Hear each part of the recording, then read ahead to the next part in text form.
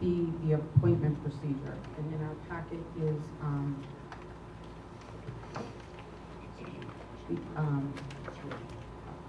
item 9B is on the unexpired term fulfillment. And this is the procedure, and this is what it says about someone filling an unexpired term fulfillment, and we determine what the procedure is going to be. That's my understanding.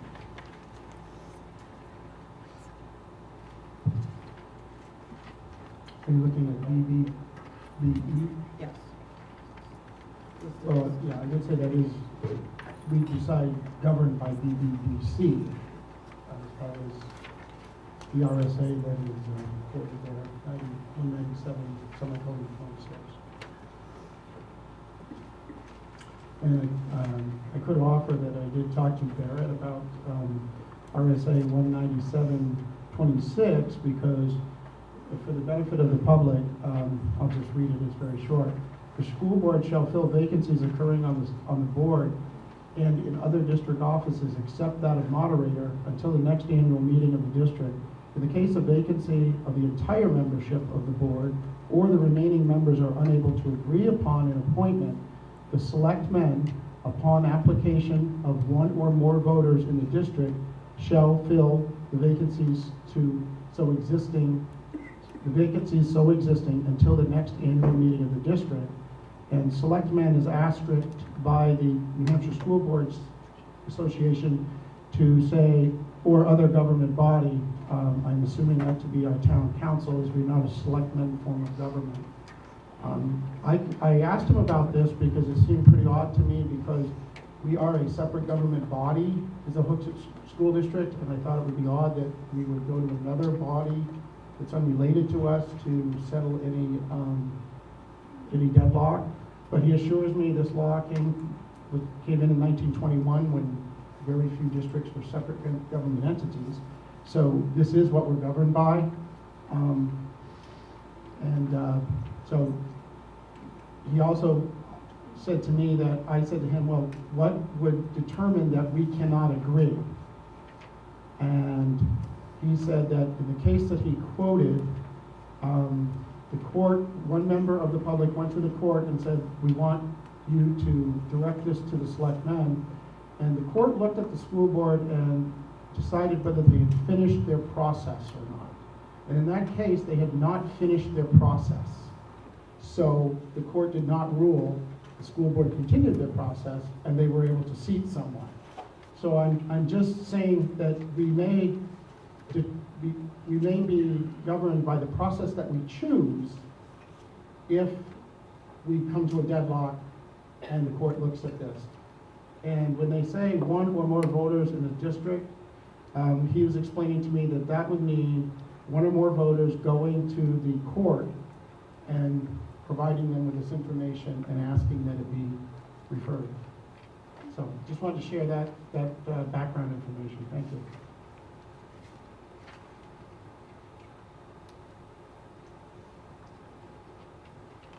Are there any other? I just find it curious that was the focus of discussing the process of appointing something else. Here it does say we need to have this notification published for 10 days. And my question is, what is that considered? I would rather focus on, are we going to do this? Actually, let me backtrack. I apologize. I do find it curious that our focus for this appointment procedure was if we would come to a deadlock. I would hope that this board would work together to appoint somebody rather than letting it go to that level. I think that we should be able to come to some sort of resolution and appoint one person who is highly interested in serving for the extension of this period.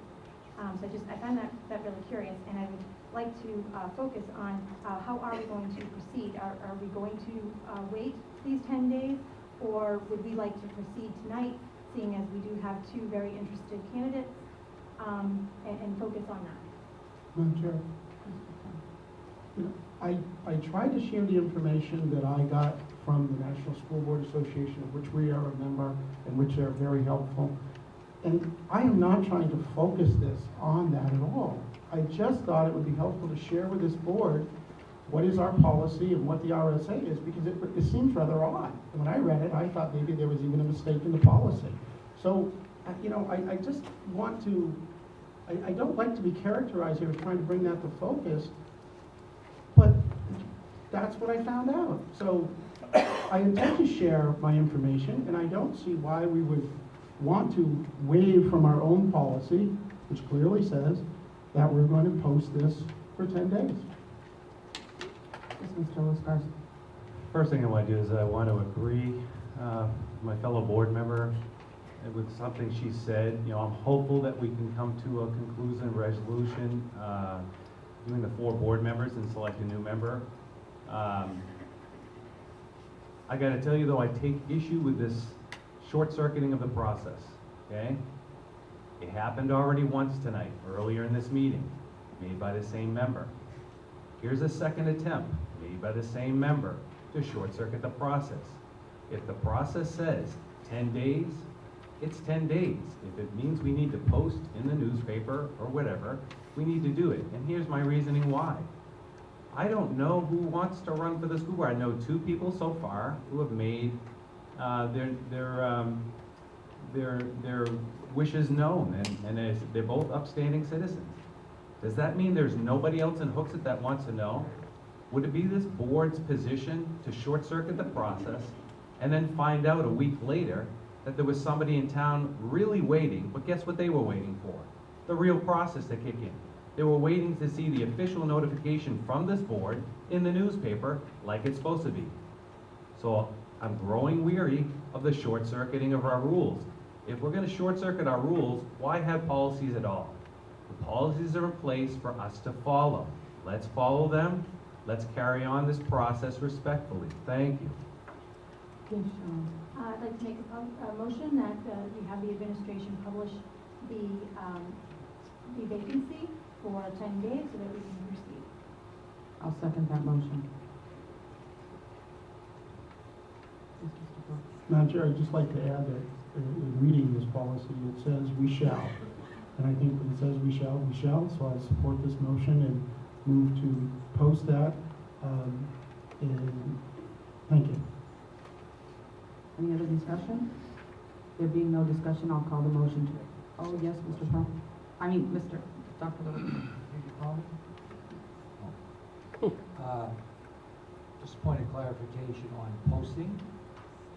Can you let me know where? Is it an ad in the newspaper?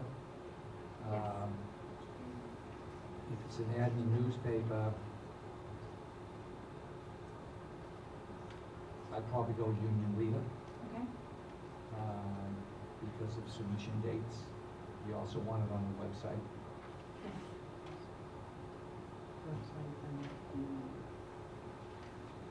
Madam Chair, I would also add that although we missed the banner submission date, we could probably submit it to their site. They have a site that they update regularly, so we could put it there as well. I think we should go to the Union Leader, but the banner site would be a good place to add that. We may also be able to add that the paper hasn't gone to bed yet, which is lingo of newspapers. It hasn't gone to bed, so they may be willing to put it in, so, even though we've passed the normal deadline. No, we talked to Ginger, might have put an article.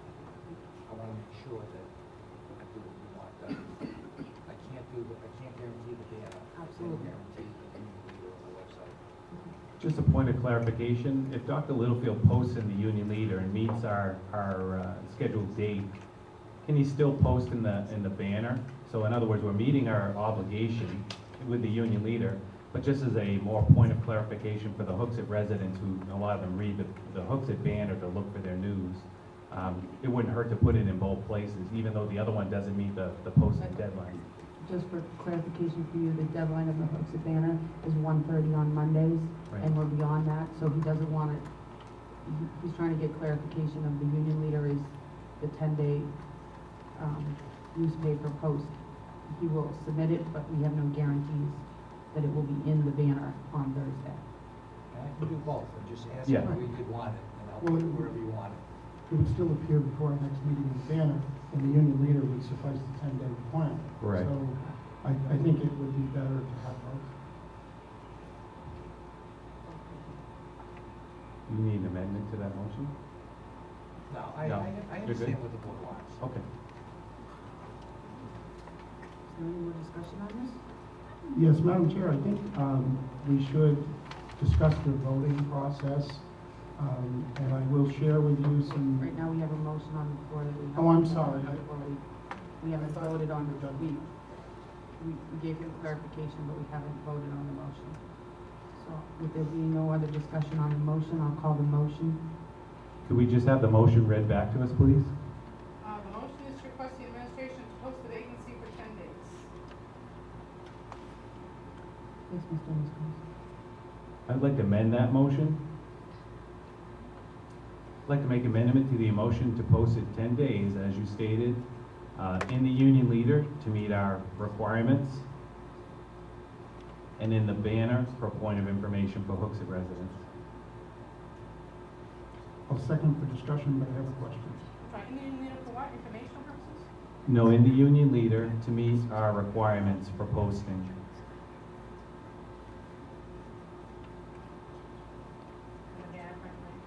Just the banner for informational. So in other words, if somebody challenges our banner posting that there weren't enough days, we're covered by the union leader posting. And I think you just need to clarify that motion. I think you said in the union leader for 10 days. I don't think it's the intention for you to post it every day. See if I can help you out a little bit on this. I would take the 10 days out of the motion, and I would simply just take an action that we post the vacancy on the website, the union leader, and the banner, period. Because the website will be up tomorrow. The union leader might not be up until Thursday, so then nobody's gonna challenge you. It goes up tomorrow. The posting officially goes up tomorrow. Madam Chair, I'd like to withdraw my amendment. I'll withdraw my second. And I will amend my original motion.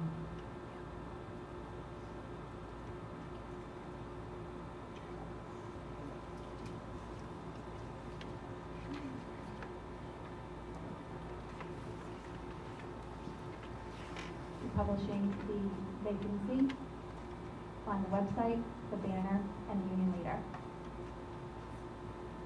I'll second that.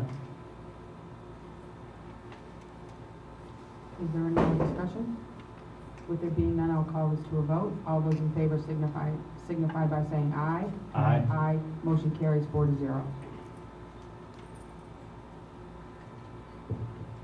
Now we need to discuss the procedure by which we are going to proceed. Yes. Madam Chair, I could share some more information that I got from Barrett Christina from the New Hampshire School Board Association, and this is regarding the actual vote that we will take. I relayed to him that I have seen a manner of voting like we use here, where we're going to pick committee members, where all the names are put on the table and each person says a name. He strongly said that he does not think that we should do that, and you can certainly talk to him about that if you have further concerns. He said that there should be a straight-up vote on each name, and I think that that should be part of our process, so that the person that is seated on the board clearly has a majority of the board.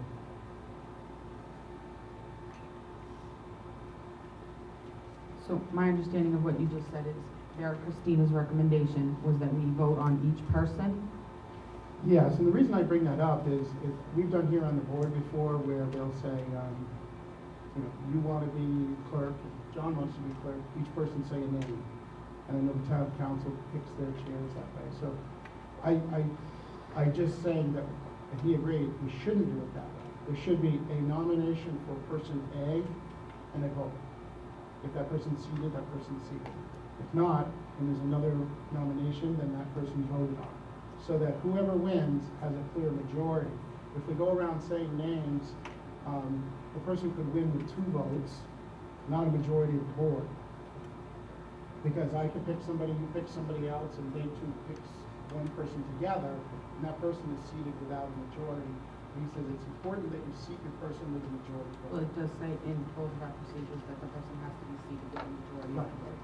So I just wanted to be clear, also for the public, if we adopt this in our procedure, so that when they come forward, they know what to expect as far as that goes. And I think it's also going to be incumbent upon us to come up with some system, assuming that we have more than one person right now, of who we're going to vote for first, is to be fair.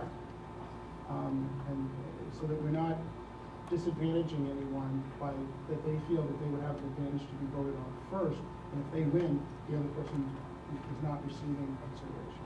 Yes, Mr. Musil. I guess that was my only concern when you were explaining it, is, hypothetically, let's say you had 5 people. Hypothetically, the first person comes up, they vote for that person, majority wins, the other 4 people aren't even considered. So how do we address that? Yes, Shelley. And it wasn't my understanding when I inquired about it, it was all in the same action, I nominate so-and-so, are there any other nominations? And then how many votes for nomination A and how many votes for nomination B? That was my understanding.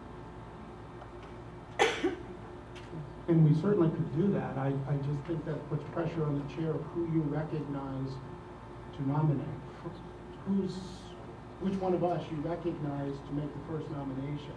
And I would hope that we could come up with some system that no one feels disadvantaged that someone was recognized first.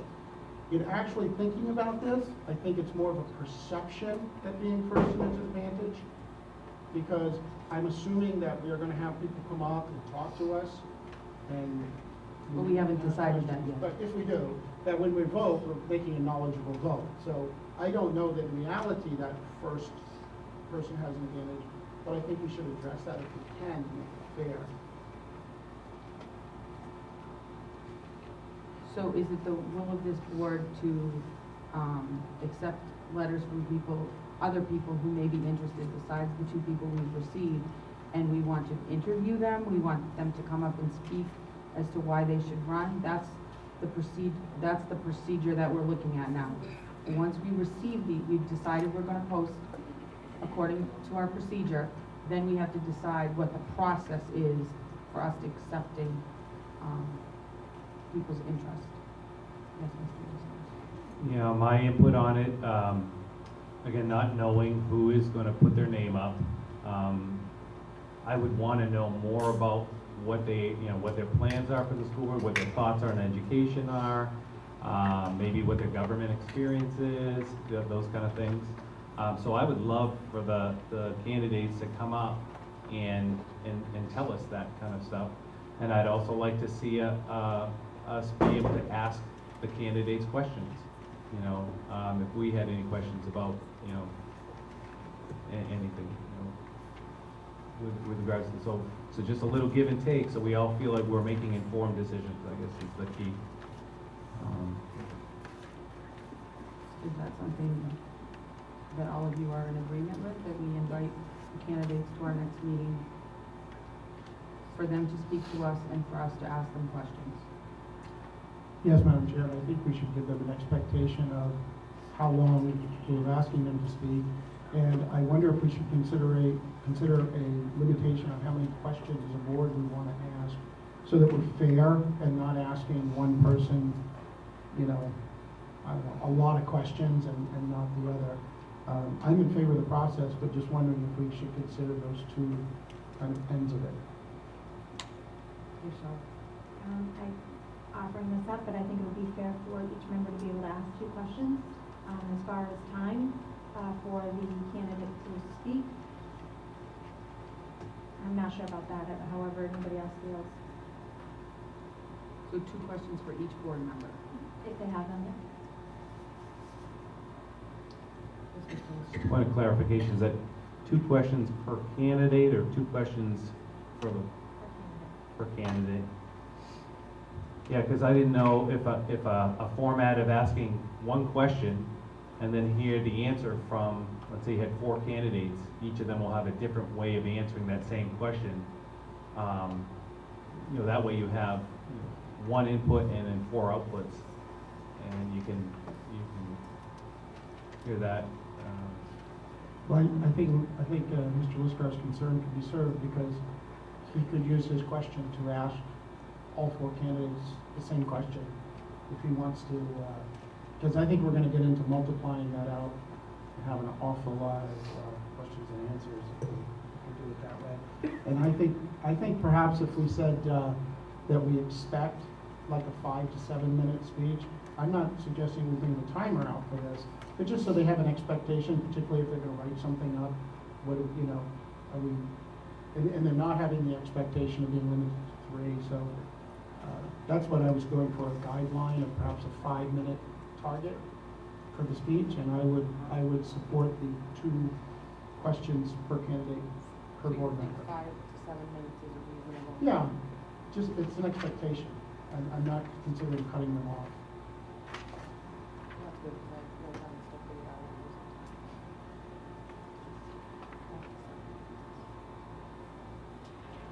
Now, are we going to have each person speak and then ask questions, or are we going to ask questions after the first, like the first person presents, then we ask them their questions, the second person speaks, which way do you want it? I would agree with the first way you described that, because the statement would be fresh in their mind, and if we wanted to ask a question, that probably would go through time.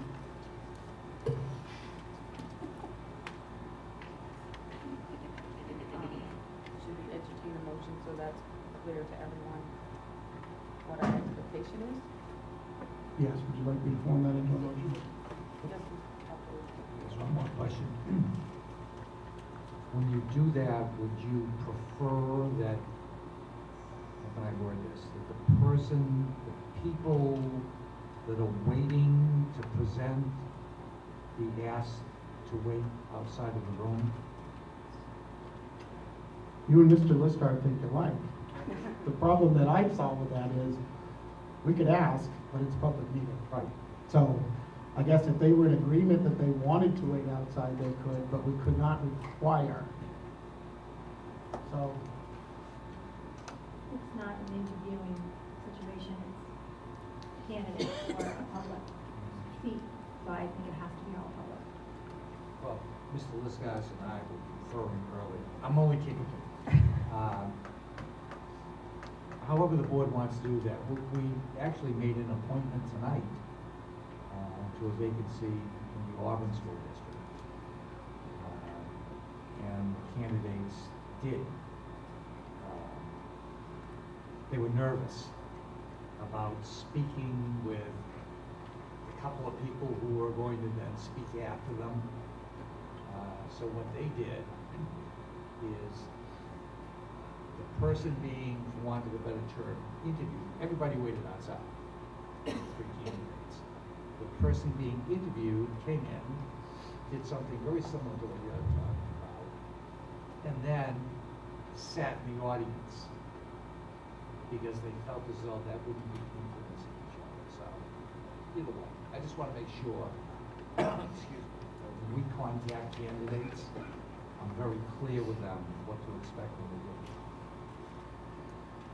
Yeah, I guess personally speaking, I would not want anybody to have to sit outside. I think, you know, it's, we're all here, we're all in the same community, these are gonna be community members. They're gonna hear what, the other people that are looking to be appointed. They're gonna have maybe the same views, or some of those are different views.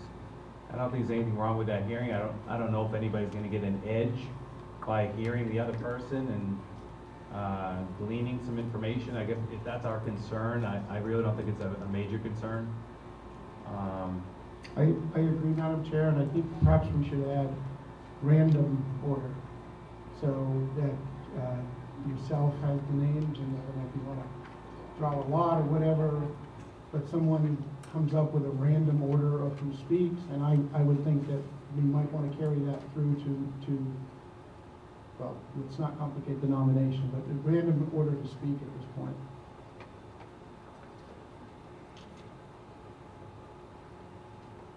Do we have a motion on the procedure with which we will appoint? I make a motion that we invite all interested citizens to fill the empty seat on the school board to attend our next meeting, which is May 7th? Yeah. May 7th. At that time, we will provide them an opportunity to speak for 5 to 7 minutes, receive 2 questions from each school board member. Order of speaking will be determined by random order.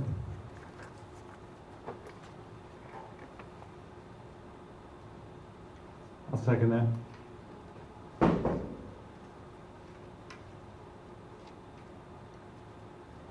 we have any more discussion? Guess I just have a question. You know, we have 2 candidates that have made a formal notification, if you will. Will these candidates have to notify us ahead of the meeting, or can they just show up at the meeting and say, I want to throw my name in the hat? Is that going to be part of our requirements, or they can just show up? I would assume that they've already put their names in. Well, that's what I think we need to talk about. Do we require that we have their names before the meeting? Or can they show up to the meeting because they read it in the paper and they want to be considered? I think they could show up at the meeting. It would be to their advantage because traditionally people send a letter of intent to try to support themselves and so forth. But I don't see if someone showed up and came to that table, why we wouldn't consider that. Yes. They also would have to be nominated by someone on the board, so it would need a nomination. I would just suggest then we add to that meeting some point of our meeting that is a close to accepting potential candidates. So in other words, if in the middle of we're hearing the speeches from these people, somebody in the back of the room stands up and goes, you know what, I decided I want to get in there. I think we gotta say, okay, this point in the meeting, you know, we're gonna close it. If you haven't, you know, come forward, then you can't come forward after that point in the meeting. You follow me? Yes, but when we ask people to join a committee, we ask them to put it in writing to us, that they submit that they're interested. I mean, it can be as easy as a 2-line email that says, I'm interested in the school board seat. I guess what John is saying is if at the beginning of the meeting, someone walks in and just puts a letter on our desk, is that submitting a letter? And I'd have to say, yes, you don't have a lot of time to consider maybe, but that's up to the person if they want to. I would disagree with that. I would think they would need to submit before us, so we have time to. Well, here's my concern, and this is what I think we run into. Let's say I'm Joe Schmo. I want to run because I read it in the paper, and maybe I didn't read it in the Union Leader, I read it in the Banner. And so I write my letter, I put a lot of thought into it. I put it in the mail to go to Dr. Littlefield or wherever we tell these people they're going to put their letter. It shows up on someone's desk. The person comes here expecting to be part of the nomination, and we don't have his letter. It's not his fault or her fault because they use the US mail and they put it in a certain time period. We just cut all that out. If they show up here with their letter and they do it before our portion of the meeting says we'll accept letters, then they're in. They're able to speak, they're able to get questions asked of them. Because I think there are too many other variables. You know, if we say you gotta send an email or if you gotta send a letter, I mean, then they can claim my letter didn't get there because of, you know, the dog ate it. But if we tell them how to submit the letter, I mean, in the notice in the paper, we can say, please submit it, your letter of intent to the Hooksett School Board at hsb@sad15.net by this time. We've covered that the US mail might not be as quick as email. I'd like to amend my motion. Yes, Mr. Brown. I'd like the first part to say, instead of saying ask or inviting them to send us a letter, I say they are required to submit a letter before the opening of the May 7th meeting. Any interested school board All candidates interested citizens, okay, all interested, required to submit a letter of intent before the opening of the May 7th school board meeting. I think that's a good compromise, so when you hit the gavel and say we're in session, whoever's in is in, whoever's out is out, and if they want to come in and do something right ahead of time, they can. Any other discussion? Yeah, and could we keep on going with that motion? Because I want to make sure I do this the way you want it done. This is a little different than I'm used to. We'll post something that says we're going to request that they submit a letter prior to the opening of the May 7th meeting and be in attendance at the May 7th meeting to make a presentation and answer questions from the board. Yes.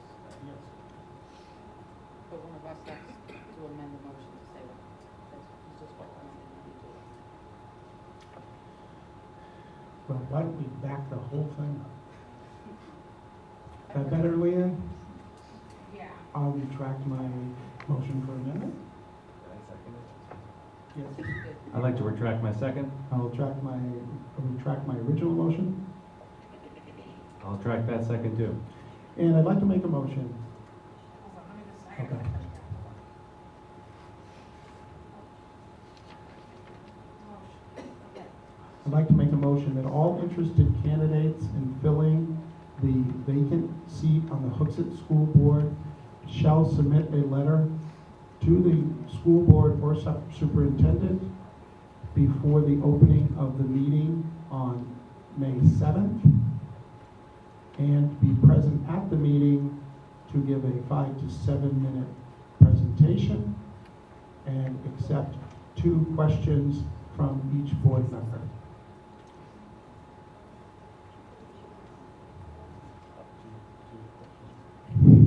Yes. It's only an expectation, John. Do we have a second? Could you Yeah. reread that before we have a Good second? idea. Date of promotion, all interested candidates in filing for the vacancy, the school board vacancy, submit a letter to the superintendent before the opening of the school board meeting on May 7th, and be present at the meeting to give a 5 to 7 minute presentation and accept 2 questions from each board member. That's it. Sounds good? That may not be what you said. I think that, I think your motion was to submit a letter to the school board or the superintendent. Yes. To the school Board board or, Yes. okay. And then you add, I'll list email addresses. So we'll expect an electronic submission. And I'm assuming that the 2 people who have already done it, their 2 letters will be in the packet. They don't have to do it again. Right. I think this gives us the opportunity, if somebody wants to stop by the SMU office.